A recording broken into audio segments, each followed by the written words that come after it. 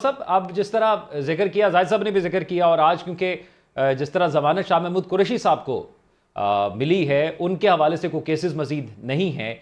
अब वो अगर बाहर आते हैं और इलेक्शन में उस तरह फाल किरदार अदा करते हैं, तो इस टाइम मौजूदा जो पाकिस्तान तहरीक इंसाफ को हम देखें तो वो वकला के एक बड़े धड़े ने घेरा हुआ है या वो रिप्रेजेंट कर रहे हैं। तो फिर आपको लगता है कि तंजीम साजी के अंदर या पाकिस्तान तहरीक इंसाफ की इंटरनल जो पॉलिटिक्स है उसके अंदर एक बड़ी तब्दीली होगी और पाकिस्तान तहरीक इंसाफ को फिर जरा दोबारा मैनेज करना पड़ेगा चीजों को? देखिए, पहली चीज तो आपको ये समझना चाहिए कि पाकिस्तान तहरीक इंसाफ के अंदर एक वो जज्बा है कि वो अंदर से पार्टी को नहीं बिखरेगी। इससे कि हम सबको पता है कि we have been pushed against the wall और हम अब जो है बिल्कुल हमें कुएं में धकेला जा रहा है। अगर हम आपस में लड़ेंगे तो वो डिसयूनिटी शो करेंगे तो ये काम बहुत आसान हो जाता है। इसीलिए आप देखेंगे इंटर पार्टी इलेक्शन हुआ, कोई एक शख्स ने भी उसकी मुखालफत नहीं की, किसी एक शख्स ने नहीं कहा कि मैं मुतमईन नहीं हूं। लेकिन बानी मेंबरान इलेक्शन कमीशन में पहुंच गए थे। जी, बानी मेंबर को बहुत अरसे से निकाल दिया गया। मैं किस किस बानी पार्टी के किस किस बानी मेंबर का जिक्र करूं जो अब हिस्सा नहीं है, अभी हाजिर नहीं है, तो वो मेंबर कब थे या वो कौन सा ओहदा रखते थे। वो फिर एक शख्साना जो था जिन्हें ने उठाना चाहा उठाया, और एक मीडिया का हिस्सा है जिसने उसको हवा दी। ये जो रिवायतें ये अच्छी नहीं है।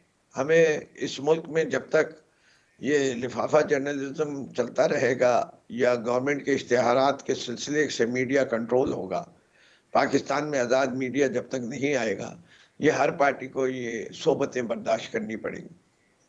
और इसमें कोई एक पार्टी को ब्लेम करके कोई फायदा नहीं है।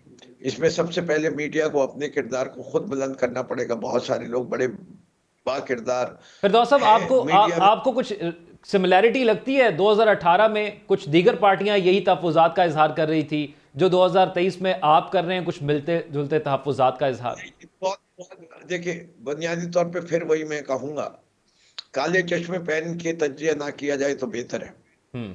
2018 में हुकूमत किसकी थी?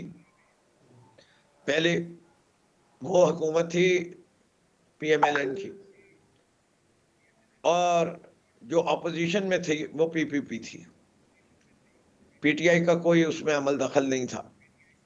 2022-23 की थी, राजा रियाज साहब कितने बड़े PTI से ताल्लुक रखते थे, वो मजाक इस मुल्क के साथ 18 माह चलता रहा। और उसके बाद जैसे ही उन्होंने अपना पूरा किरदार और ड्रामा खत्म किया, उनको माई बाप के घर में जगह मिल गई और अब वो वहां के कैंडिडेट हैं। कल ही उतर चुकी है। मेरे दोस्त सिद्दीक अल फारूक सिद्दीकी होने के ना से मैं उम्मीद है सच बोलेंगे, लेकिन सच ये कि जिस तरीके से सिंध हाउस में लोग रखे गए, उस दिन जमहूरियत का जनाजा निकाला गया। अच्छा, ये सदीकुल फारूक साहब से पूछ लेते हैं, आपने उनकी तरफ रेफर किया है। सदीकुल फारूक साहब, आप बताइएगा, आपसे एक सवाल उन्होंने किया। एक मिनट मेरी बात मुकम्मल करने दें, फिर सिद्दीकुल फारूक, 1 मिनट से ज्यादा नहीं लूंगा। जी जी। बात ये, वो यही बात कहेंगे कि उन लोगों ने तो वोट नहीं दिया, लेकिन उनकी तस्वीरें दिखा के मेरा जवाब MQM और बाकी जमातों को तोड़ा गया। तो ये पाकिस्तान की हकीकत है। सिद्दीकुल फारूक साहब पूरा सच नहीं बोलेंगे, लेकिन मुझे उम्मीद है झूठ भी नहीं बोलेंगे।